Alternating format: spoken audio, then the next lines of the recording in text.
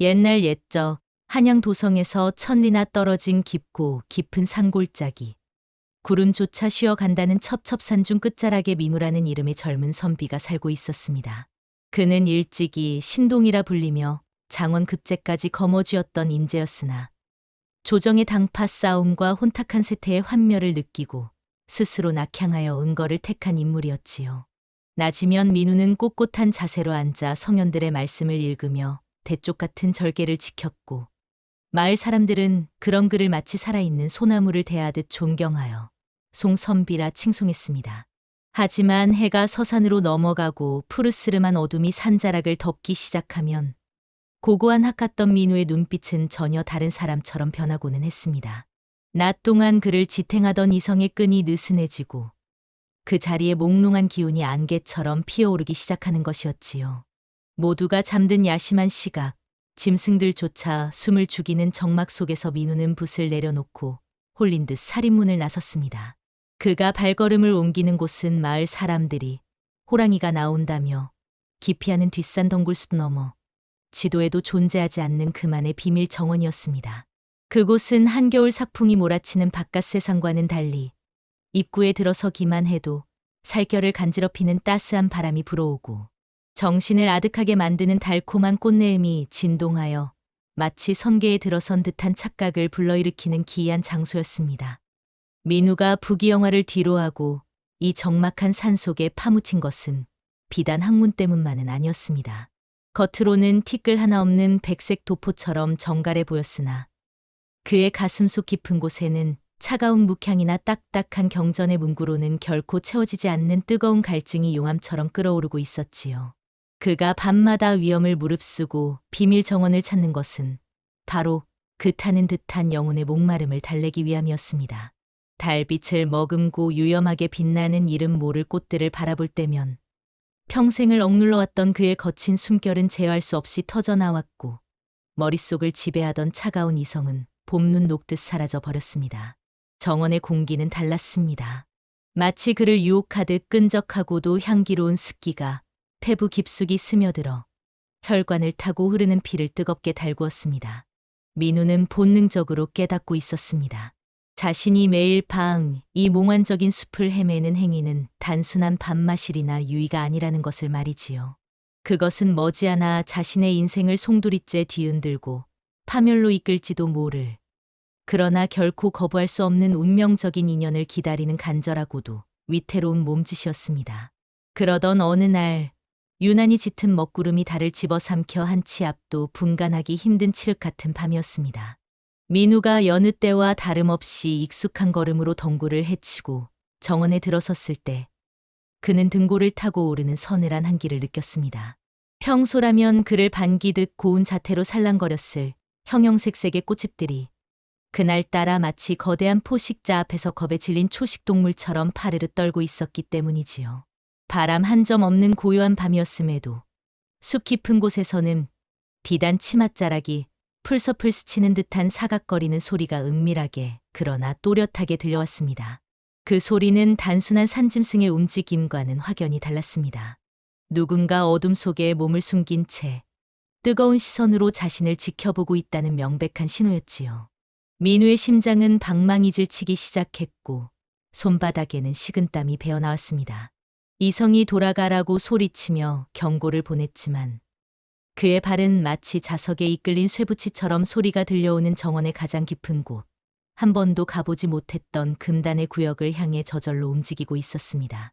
소리를 쫓아 빽빽한 덩굴을 헤치고 들어간 민우의 눈앞에 실로 사람이 빚어낼 수 없는 환상적인 광경이 펼쳐졌습니다. 정원 한가운데 자리한 연못 위로 구름 사이를 뚫고 나온 달빛이 기둥처럼 쏟아지고 있었고 그 빛의 한가운데에 한 여인이 홀로 서 있었던 것입니다. 칠흑 같은 머리카락은 허공에 흩날리며 밤의 장막과 하나가 된 듯했고 얇은 비단 옷 한 벌만을 걸친 그녀의 자태는 가피연한 백합처럼 청초하면서도 숨이 멎을 만큼 위험했습니다. 그녀가 천천히 고개를 돌려 민우를 응시했을 때 주변의 만개에 있던 꽃들은 마치 자신들의 여왕을 경배하듯 일제히 고개를 숙이는 듯했습니다. 그녀는 굳게 입을 다물고 있었으나 민우는 단번에 알 수 있었습니다. 연하라는 이름을 가진 이 여인이야말로 이 신비로운 정원의 진정한 주인이며 자신이 태어나면서부터 찾아 헤매던 갈증의 근원이라는 사실을 말이지요. 사람의 것이라고는 믿기지 않는 깊고 푸른 눈동자가 민우의 심장을 꿰뚫는 순간 그는 마치 거미줄에 걸린 나비처럼 꼼짝없이 그 자리에 얼어붙고 말았습니다. 도망칠 생각조차 할 수 없을 만큼 압도적인 아름다움이었습니다. 본능적인 두려움과 이성적인 경고는 귓가에 윙윙거리는 여름날의 모기 소리보다 작게 느껴질 뿐이었습니다.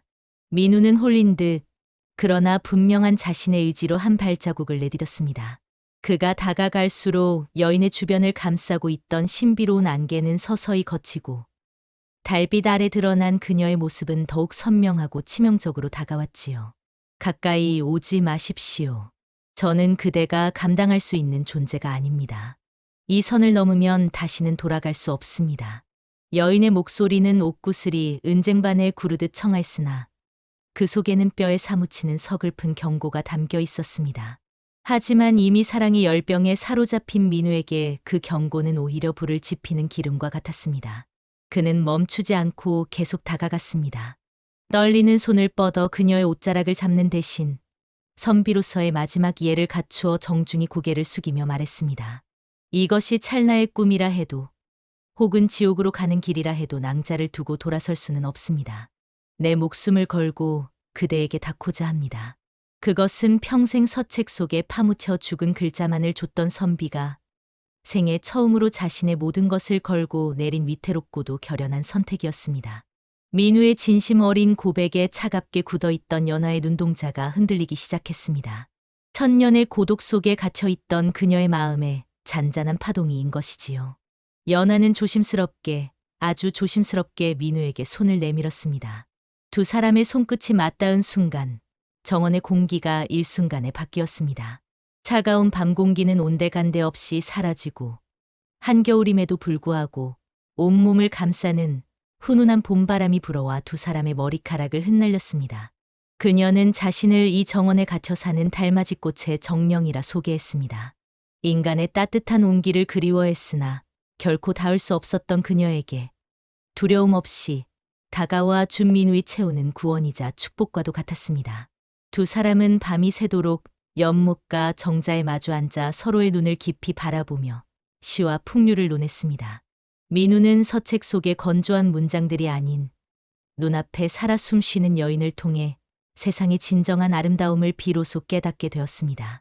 그것은 고독하고 메말랐던 선비의 삶에 주어진 너무나도 달콤하고 위험한 첫 번째 보상이었습니다.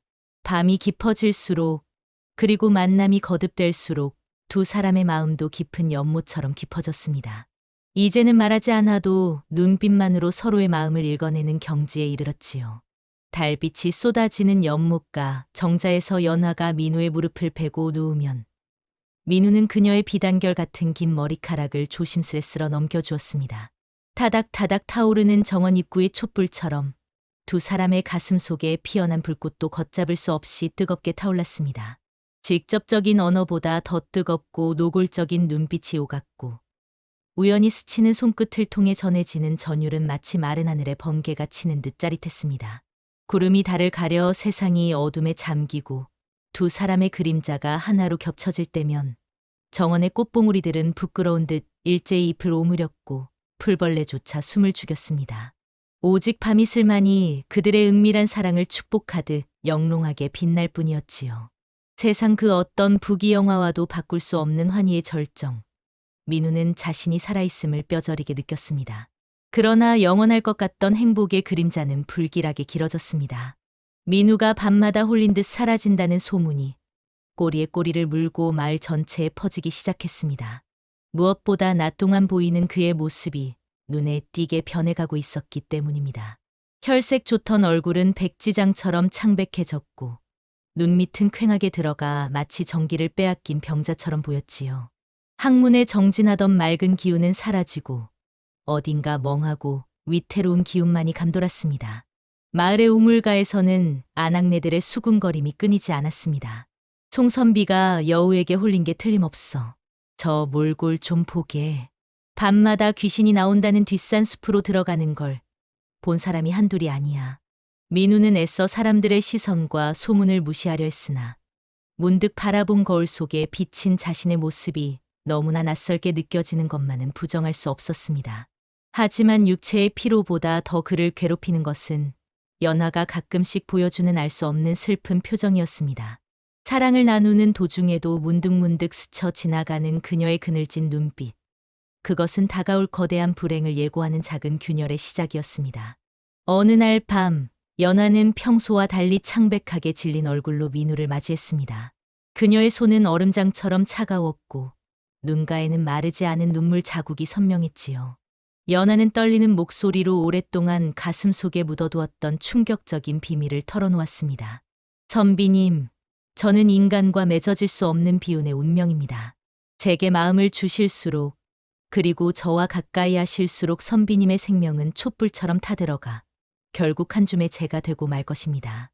그녀는 자신이 아주 먼 옛날 하늘의 규율을 어기고 인간을 사랑한 죄로 이 정원에 갇힌 죄인이며 인간 남자의 양기를 취해야만 형체를 유지할 수 있는 저주받은 존재임을 고백했습니다.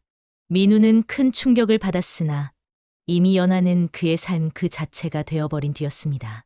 내 생명이 줄어들어 촛불처럼 꺼진다 한들 그대 없이 살아가는 천년만년의 세월이 내게 무슨 소용이겠소. 나는 그대와 함께하는 찰나를 택하겠소.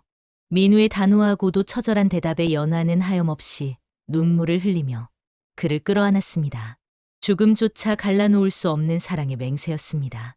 참혹한 진실을 마주한 후 두 사람의 사랑은 더욱 애틋하고 절박해졌습니다. 내일이 오지 않을 것처럼, 오늘 밤이 이 세상의 마지막인 것처럼 그들은 서로를 탐닉하고 또 탐닉했습니다. 민우는 밤이 새도록 붓을 들어 연하의 아름다운 모습을 화폭에 담았고 연하는 그를 위해 구슬프고도 아름다운 가락을 노래했습니다. 정원의 모든 자연물도 숨을 죽이고 이 비극적인 연인들의 마지막 평화를 지켜주었습니다. 달빛은 그 어느 때보다 밝고 환하게 정원을 비추었고 바람조차 멈춘 듯 고요했습니다. 서로의 심장 소리가 들릴 만큼 가까이 밀착한 채 두 사람은 다가올 파국을 알기에 더욱 소중한 이 시간을 영원히 붙잡고 싶어 했습니다. 폭풍이 몰아치기 직전의 바다가 가장 고요하고 아름답듯 두 사람은 서로의 품 안에서 영원히 멈추고 싶은 찰나의 평화를 누렸습니다. 세상의 시계가 멈춘 듯한 완벽하고도 슬픈 밤이었습니다. 하지만 가혹한 운명은 그들을 가만두지 않았습니다. 연하와의 이별을 뼛속 깊이 두려워한 민우는 절대해서는 안 될 금기를 범하고 말았습니다. 해가 뜨기 전, 첫 닭이 울기 전에는 반드시 돌아가셔야 합니다. 만약 햇빛이 이 정원에 닿을 때까지 계신다면 돌이킬 수 없는 재앙이 닥칠 것입니다. 연하의 신신당부를 귀에 딱지가 않도록 들었음에도 민우는 동이 터오는 순간까지 그녀의 따뜻한 손을 놓지 못했습니다. 기어이 첫 닭이 울고 동쪽 하늘이 붉게 물들기 시작하자 평온하던 정원의 결계가 미친 듯이 요동치기 시작했습니다. 서슬퍼런 햇살이 덩굴을 뚫고 정원 깊숙한 곳까지 파고들자 연하의 고운 얼굴은 고통으로 일그러졌고 그녀의 몸에서 검은 연기가 피어오르기 시작했습니다. 민우의 욕심이 지켜야 할 선을 넘어버린 비극적인 순간이었습니다. 햇빛을 정통으로 받은 정원은 순식간에 아수라장으로 변했습니다. 아름답던 꽃들은 순식간에 시커멓게 말라 비틀어져 바스라졌고 코끝을 맴돌던 향긋한 꽃내음은 역겨운 썩은 내와 피비린내로 바뀌었습니다. 그리고 드러난 연하의 본 모습은 가히 충격적이었습니다. 그녀의 하반신은 더 이상 사람의 다리가 아니라 흉측하고 거친 나무 뿌리처럼 땅에 깊이 박혀 있었고 등 뒤로는 가시가 돋친 덩굴들이 마치 살아있는 독사처럼 꿈틀대며 허공을 채찍질하고 있었습니다.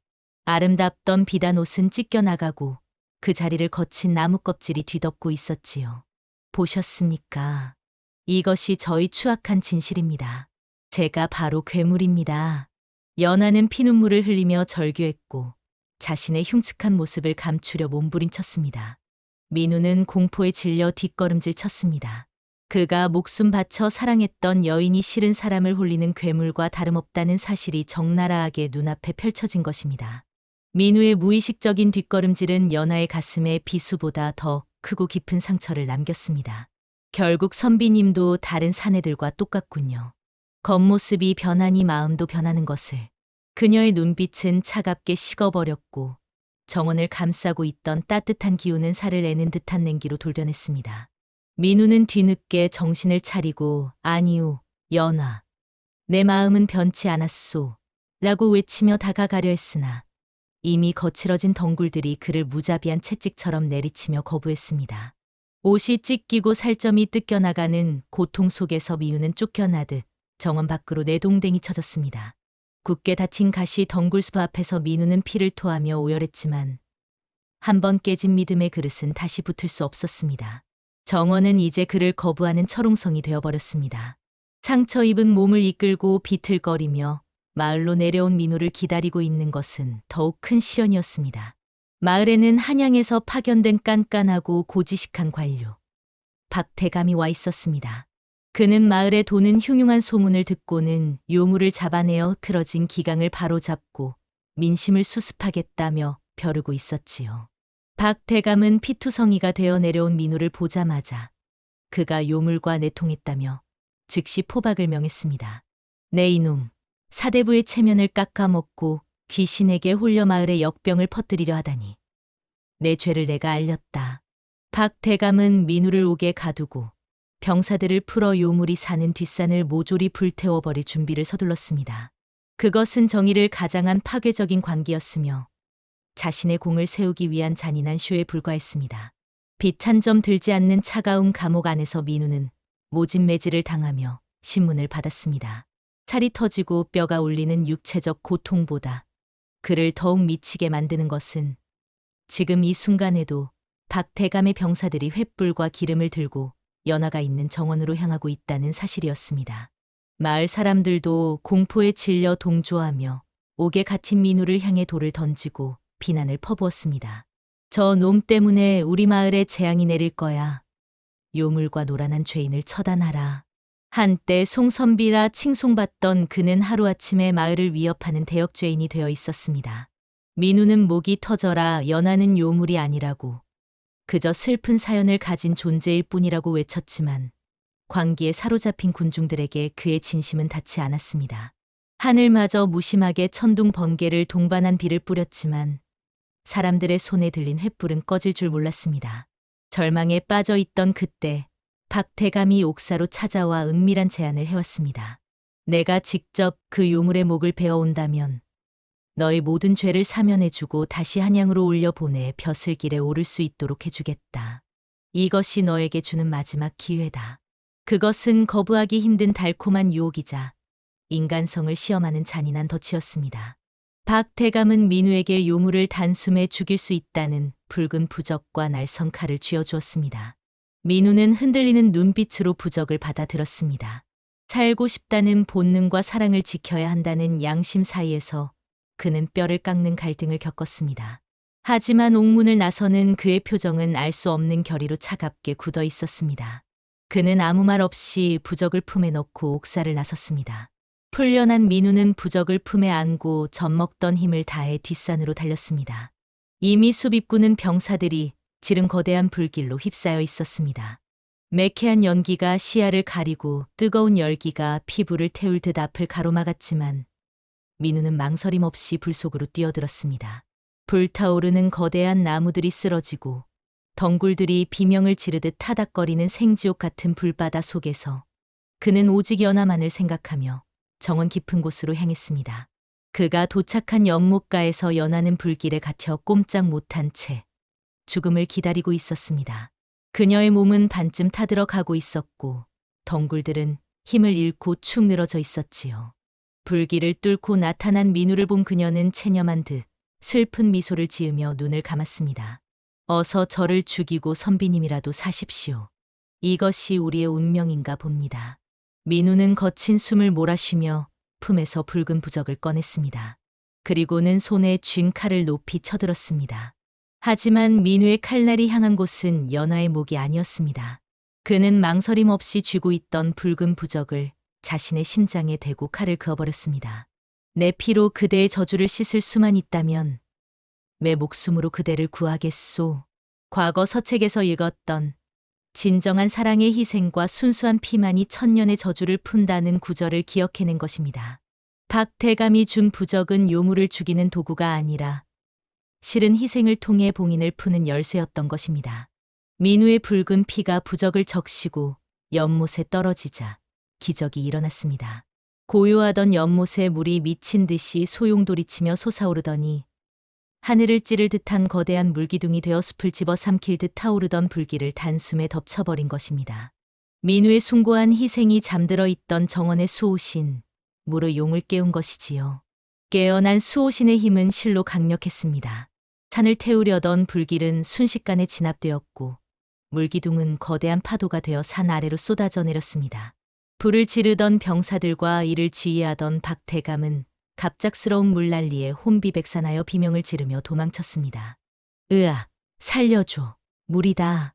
자신의 욕심과 공명심에 눈이 멀어 신성한 자연을 훼손하려던 자들은 거센 물살에 휩쓸려 볼품없이 굴러떨어졌고 그 모습은 참으로 통쾌한 응징이었습니다. 공포에 질린 마을 사람들은 그 후로 뒷산 근처에는 얼씬도 하지 못하게 되었습니다. 불길이 잡힌 정원에는 다시금 고요한 평화가 찾아왔습니다. 하지만 그 대가는 너무나 혹독했습니다. 피를 너무 많이 흘린 민우는 창백한 얼굴로 연하의 품에 안겨 가쁜 숨을 몰아쉬고 있었습니다. 바보 같은 사람, 어찌하여 저 같은 것을 위해. 연하의 눈물방울이 민우의 얼굴 위로 뚝뚝 떨어져 내렸습니다. 민우는 흐릿해지는 의식 속에서 떨리는 손을 들어 마지막으로 연하의 젖은 얼굴을 어루만졌습니다. 그대를 만나 내 삶은 비로소 완전해졌습니다. 후회는 없습니다. 그의 손이 힘없이 툭 떨어지자 연하는 하늘이 무너질 듯 비통하게 울부짖었습니다. 그 순간 기이한 빛이 두 사람을 감싸기 시작했습니다. 두 사람의 몸이 빛에 휩싸이더니 천천히 한 그루의 나무로 변하기 시작했습니다. 민우는 땅을 굳건히 지탱하는 단단한 줄기가 되고 연하는 그를 부드럽게 감싸 안은 아름다운 꽃덩굴이 되어 서로가 서로를 영원히 지탱하는 모습으로 하나가 되었습니다. 먼 훗날 사람들은 깊은 산속에 사계절 내내 지지 않는 붉은 꽃이 피는 나무가 있다 하여 그곳을 상사목상 스무이라 불렀습니다. 달이 유난히 밝은 밤이면 그 나무 아래서 남녀가 서로의 이름을 부르며 속삭이는 소리가 들린다는 전설도 함께 전해졌지요. 사랑은 때로 금기를 넘고 죽음조차 초월하여 영원히 이 땅에 남는다는 것을 보여주듯 말입니다. 오늘의 야담, 선비의 비밀 정원 이야기는 여기까지입니다. 여러분도 혹시 모든 것을 걸고 지키고 싶은 소중한 인연이 있으신가요? 민우처럼 용기를 낼 수 있다면 그 사랑은 영원히 지지 않는 꽃이 될지도 모릅니다. 다음 영상을 누구보다 빠르게 만나보시려면 좋아요와 구독을 꾹 눌러주세요. 그럼 더 재미있고 신비로운 이야기로 찾아뵙겠습니다. 모두 행복한 하루 보내세요.